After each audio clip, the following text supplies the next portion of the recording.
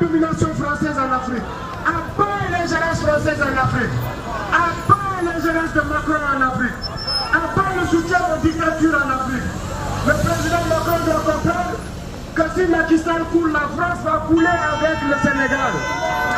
Si Macky Sall coule, la France va couler avec le Sénégal. Aujourd'hui, le président Macron demande la libération de Bazoum. Où est-ce qu'il est quand Macky Sall emprisonne le principal opposant du Sénégal, Ousmane Sonko?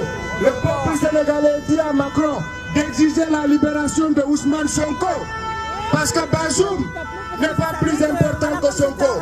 Sonko n'est pas une marionnette, c'est pourquoi il est combattu par la France. La jeunesse sénégalaise. On va attendre parce que on va couper des parties importantes de mon discours. On va attendre. On va attendre un peu, on va attendre. Ici, il y a des services de renseignement français qui sont là. Alors j'ai un message pour vous, à l'endroit du président Macron. Dites-lui que la jeunesse africaine qui est là représente 0%. Mais ceux qui ont compris représentent 100% des Africains. Ceux qui ont compris qu'il faut se lever pour dire à la France de nous respecter. Nous avons toujours eu des partenariats. Gagnant-perdant. Gagnant pour la France et perdant pour les Africains. On veut juste le changement de ces partenariats-là. Et si la France ne comprend pas, elle finira par sortir par la fenêtre en Afrique. C'est ça la vérité. Elle sortira par la fenêtre si elle ne veut pas sortir par la grande porte. Au Niger, la France est sortie par la fenêtre. Ils ont dit qu'ils ne vont pas quitter le Niger. On a vu l'ambassadeur qui a mangé de la nourriture pour chien là-bas. Parce qu'ils ont cru que l'Afrique était toujours une colonie française.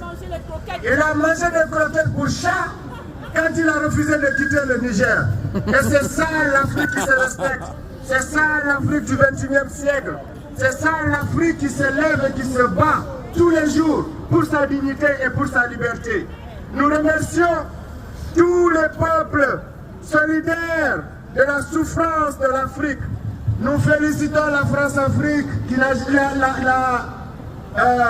j'ai oublié le Mélenchon, le président Mélenchon et la France insoumise qui a toujours soutenu le Sénégal en lutte. Nous remercions Juan Branco, l'avocat du président Ousmane Sonko, qui s'est toujours battu pour que la France sache raison garder au Sénégal.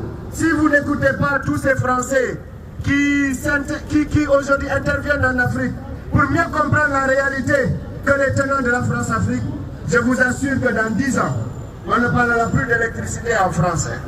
Tout le monde aura bougi chez lui et ça sera la catastrophe. Parce que nous-mêmes, nous vivons ici, on ne veut pas en arriver à ça pour la France. On veut qu'il y ait même l'électricité un peu, parce que nous aussi on a besoin de se réchauffer. Mais si vous voulez nous chasser, on va vous remettre aux bougies. On va rentrer chez nous et on va vous laisser des bougies. Attention à ce que vous dites aux Africains. Attention aux insultes contre les Africains. Attention, sinon, toutes ces voitures électriques là, qui dans 30 ans vont remplacer ces voitures qui polluent, n'auront plus de batterie si vous chassez les Africains. On va vous chasser de chez nous. Et toutes ces matières premières, on va les prendre pour créer des voitures électriques chez nous. Vous allez venir acheter vos voitures électriques en Afrique. Parce que personne ne pourra encore piller. Continuez, vos terroristes sont bombardés comme des rats. Sachez que vos terroristes que vous mettez dans le Sahel sont bombardés par des vecteurs aériens russes. Nous disons ici merci au président Vladimir Poutine pour son soutien. Merci à Poutine pour son soutien au Sahel. Merci à Poutine pour son soutien au Mali. Merci à Poutine pour son soutien au Niger. Merci à Poutine pour son soutien au Burkina. Nous espérons bientôt nouer des partenariats avec le Sénégal aussi pour mettre fin à ces guerres qui nous mettent pour plomber le développement de nos pays.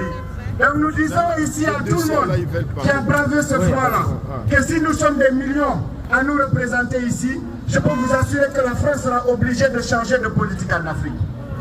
Le changement de la politique française en Afrique dépend de notre mobilisation en tant que diaspora. Si nous nous mobilisons et que nous remplissons par millions ces places-là, la France nous invitera à l'Élysée pour discuter autrement. Parce que la France discute avec nos dictateurs, parce qu'elle ne respecte pas suffisamment les peuples. C'est parce que les peuples ne se font pas respecter. Imposons le respect à la France pour qu'elle nous appelle à la discussion. Nous, peuple africain, mobilisons-nous une fois par mois, ici à Châteaurouge, soyons des millions à remplir cet espace-là. Il ne faut pas qu'il y ait de voitures qui passent parce que nous sommes des millions ici. C'est ça la vérité. Châteaurouge est un endroit extraordinaire choisi par mon camarade du métro Donald, à qui il faut rendre les hommages appuyés et mérités pour le combat de libération du peuple africain. Aujourd'hui, on voit beaucoup de panafricains reçus dans ces pays libérés.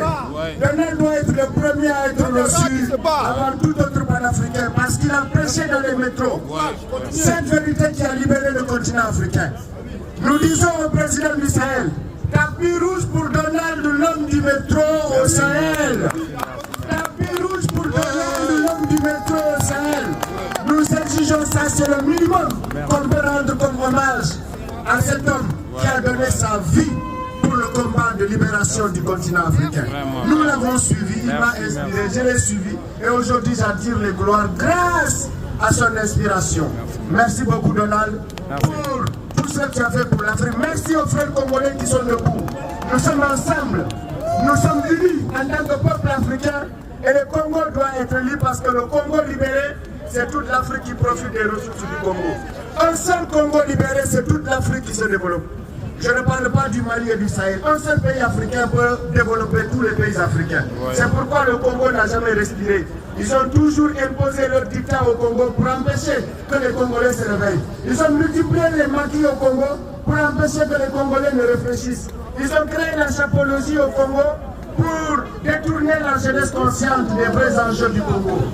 Libérez-vous, libérons-nous, battons-nous et levons-nous pour l'Afrique. Merci à vous tous. Merci. C'est un service de l'enseignement français.